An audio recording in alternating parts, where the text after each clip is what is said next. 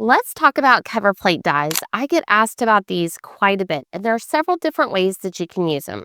The way that I'm going to use it today is to soften up some pattern paper that's a little bit too busy for my card, in my opinion. When it comes to cover plate dies, just make sure that you're buying quality cover plate dies. It'll make all the difference in the world. One of my favorite places to get them is from Brass Bliss. This is their window with reverse scallops. So you get these cute, perfect little scallops that you can use on other projects, but then you also have this great frame that we created today. I'm going to pair this with their Merry Christmas with Shadow dies. I'm going to die cut both these out.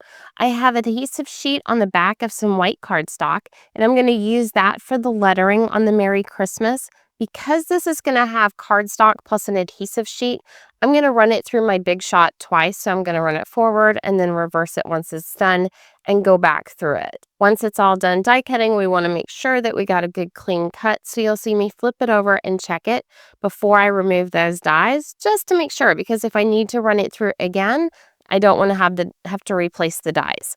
All right, next up, we're going to use the outline of the dies, and this is going to be in the red pattern paper. So it may look like just solid cardstock, but it's actually red pattern paper from the same paper pack as we're using for our background, which we'll be talking about here in a little bit. So while we have all the pieces out, I'm going to go ahead and layer the lettering onto the background of our word dies.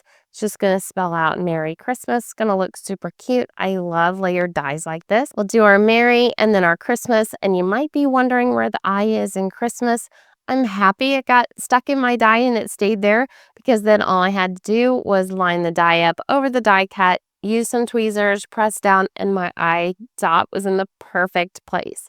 Okay, so we've got this part of our card done, and now let's talk about our card. So we're going to have a white card base, and I'm going to cover the entire card base in a very busy pattern. This pattern paper is going to be the Boughs of Joy pattern paper from Brass Bliss, and you're going to see that I'm going to cover my entire card front. So it's going to be 4¼ by 5½ inches.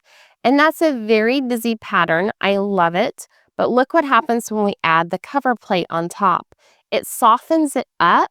It doesn't make it as busy. I love the way it looks. It can work in either direction, landscape or portrait.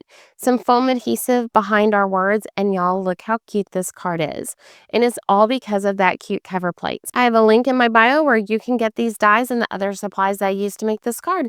Make sure to like and follow IT Stamping for more ideas and inspiration.